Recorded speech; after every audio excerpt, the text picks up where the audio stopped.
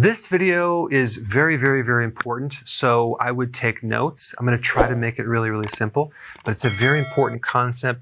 You may have watched other videos with parts of this information, but I wanted to create one video just to explain everything. Okay, so what we're talking about is how to prevent someone from going from a pre-diabetic state to a diabetic state.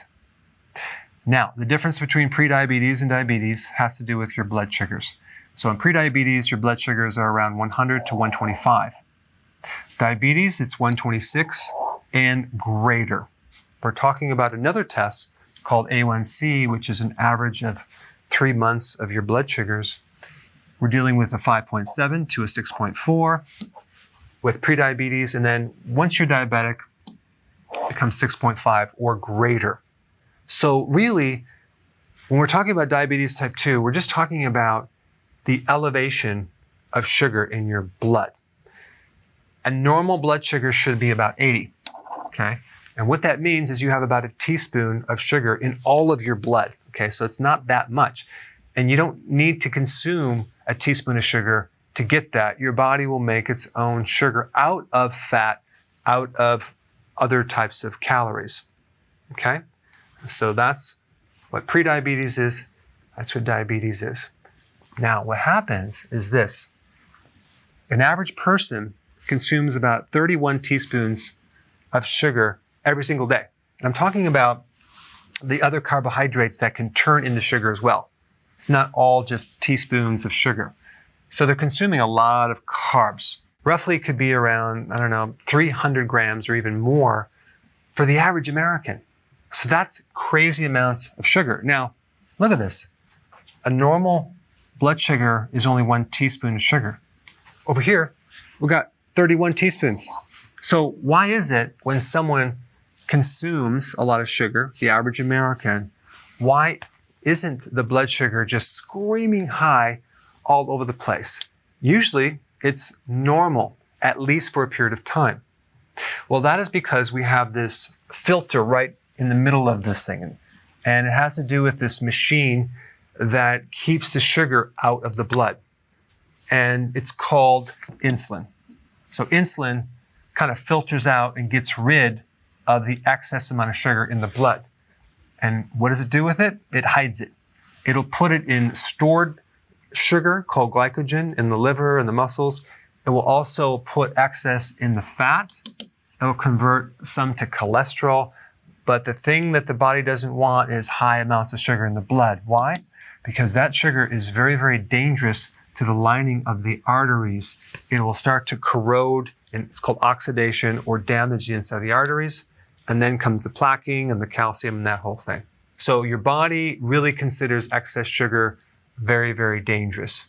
If this person is consuming a lot of carbohydrates and has a high frequency of eating, having a lot of snacks, what happens is you're going to get a huge amount of insulin being released from the pancreas.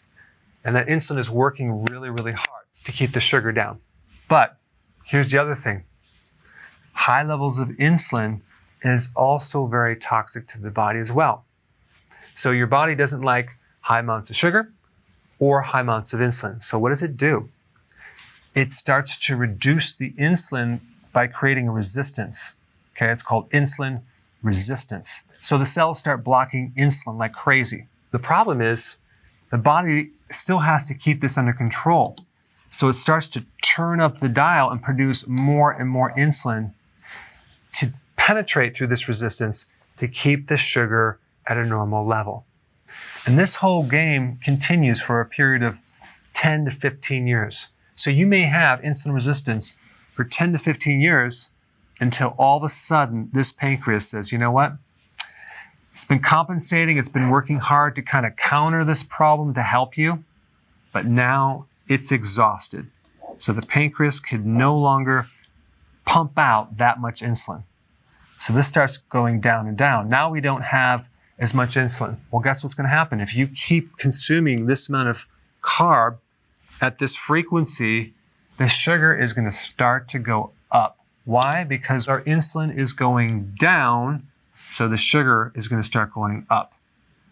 Over time, it's going to then turn into full-blown diabetes.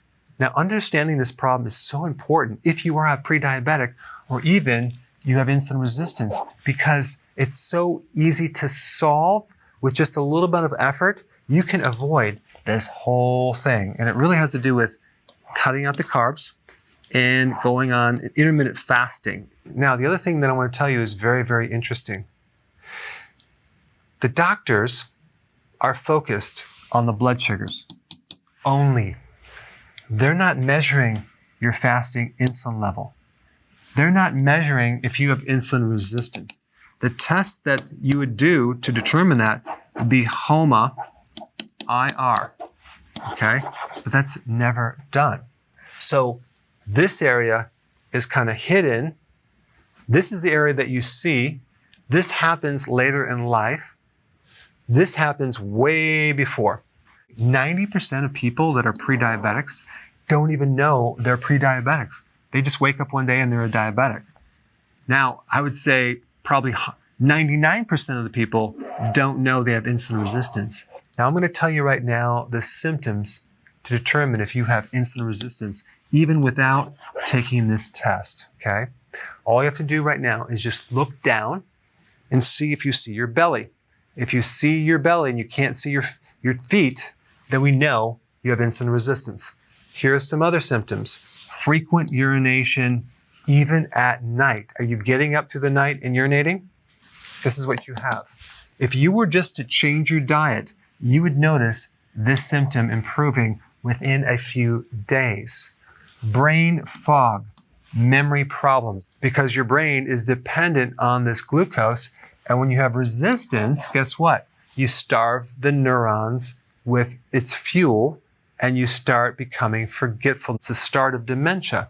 But when you cut out the carbs, you'll be running your body on ketones and you can bypass that whole thing and feed your brain, and you'll actually have a lot more focus and less memory problems. But here's the big symptom right here to know that you have insulin resistance.